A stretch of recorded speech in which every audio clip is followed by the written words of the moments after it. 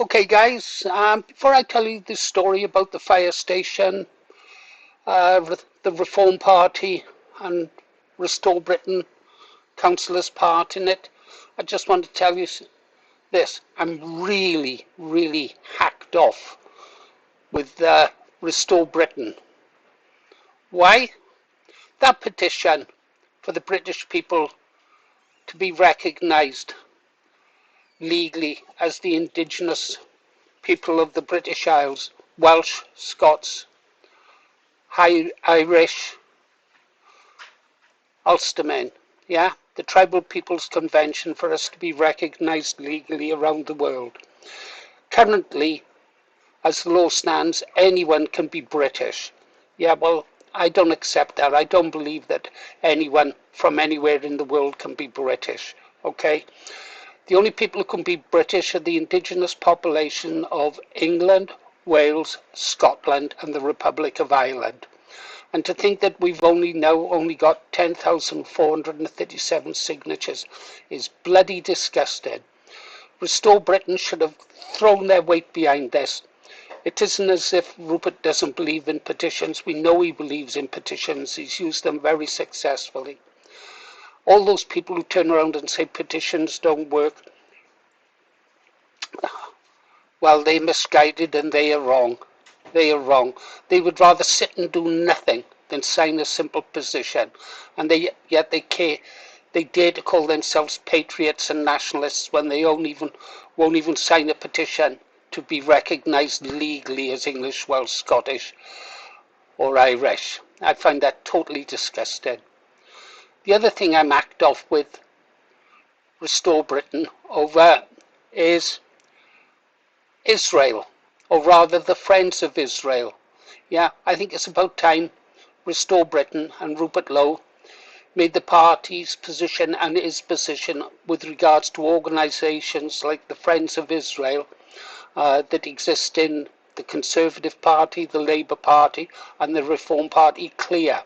I don't want this country or a political party I follow being influenced by a country in the Middle East or by politicians who, for whatever reasons, blackmail, bribery, support a nation that is constantly causing wars around the world for its own benefit.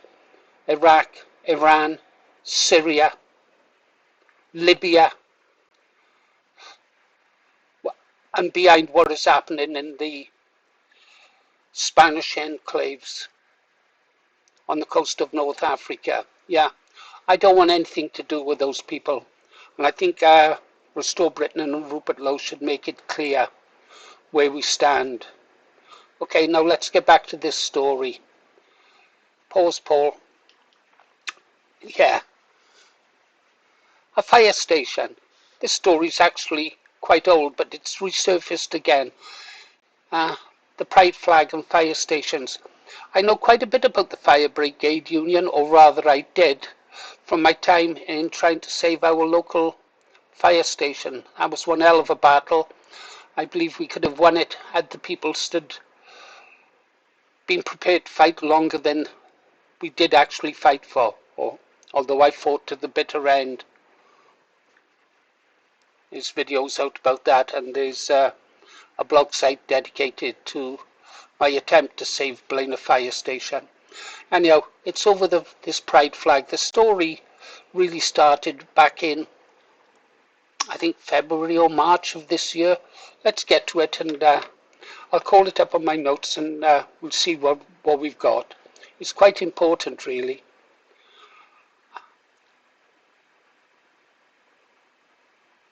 Pause, Paul. Okay, so this story's resurfaced on social media, over on X actually, and the story's a little bit more complicated than the headline that I'm planning to use. Right, if we go back to February, the Kent and Medway Fire and Rescue Authority discussed whether pride flags should continue to be flown from Kent fire stations. Obviously they shouldn't. Only flags should be flown in our country are the flags of England, Wales, Scotland, and the Union flag, yeah? That's the only flags that should be flown in the British Isles.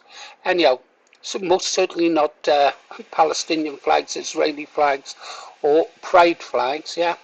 Anyhow, fair play for Reform UK. They wanted this practice stopped. Okay. The official Fire Authority paper confirms that the issue before the councillors was specifically whether Kent Fire and Rescue Service should continue displaying the Pride flag at significant times such as Pride Month. What a funny name for a filthy practice. What was it Julian Clary said about the nitty-gritty of that type of sex? He said if the people knew, they'd be sex. The thing is the truth of it. I don't know why anyone should take pride in something like that. Pride actually I thought, was one of the 7 deadly sins. Anyhow, where it gets interesting, or why I picked up on this story, is that 3 councillors who had just joined Rupert the Bear's Restore Britain, they helped defeat the proposal. They voted against it. So this was Councillors Dean Burns, Robert Ford and Oliver Bradshaw.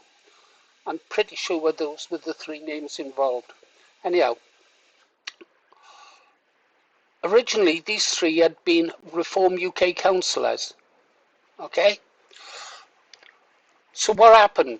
Well, the new Restore councillors said that councillors don't have the rights to dictate what flags firefighters can fly. This is nonsense. Of course they have the right to decide what flags should be flown outside their fire station. And they said that they should ask the Fire and Rescue Service whether they wanted to fly the flags. David Burns, covering his arse, said that he personally wouldn't have a pride flag himself, but if the staff wanted to display one as a symbol of inclusion, Restore shouldn't take that choice away from them. Now, he makes a mistake here. In a perfect world, yes, it would be nice to give them the choice, but and ask the firefighters, but anyone who knows anything about the way the FBU is organised can tell you they can exert tremendous pressure on their staff to do what they think is right according to their political ideology, regardless of what the firefighters themselves think. Anyhow, so the question is Restore Britain supposed to be simply a more right-wing version of Reform UK?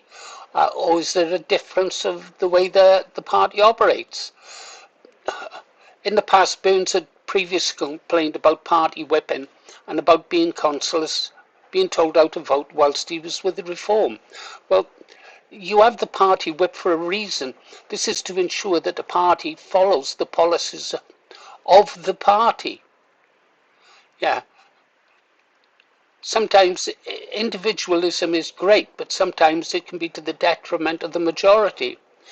So what Burns was saying, we don't agree with you, but we're not going to tell you what you're allowed to think either. Okay? Anyhow, as to be expected, when the vote was put to the firefighters, which has been very heavily politicised, they voted to retain the LGBTQ flag flying. Yeah? So Reform, who wanted the flag banned, lost because of Restore Britain councillors. And I find this totally and utterly unacceptable. It really is.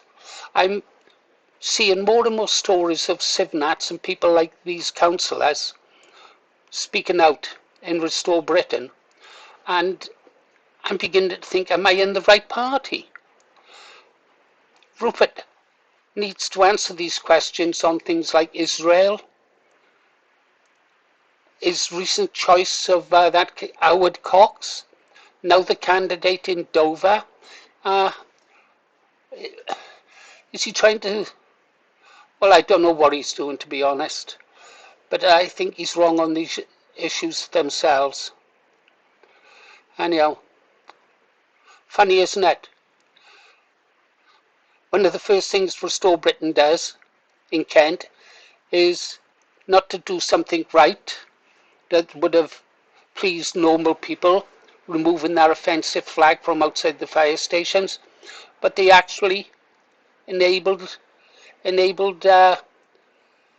it to continue to be flown there. I don't know. It just doesn't sit right with me at all.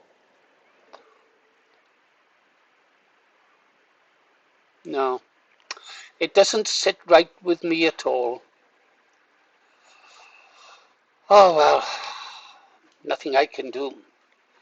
Okay, guys, you've been listening to Paul Morris, the Green Arrow. See you on the next one. The bear better get control.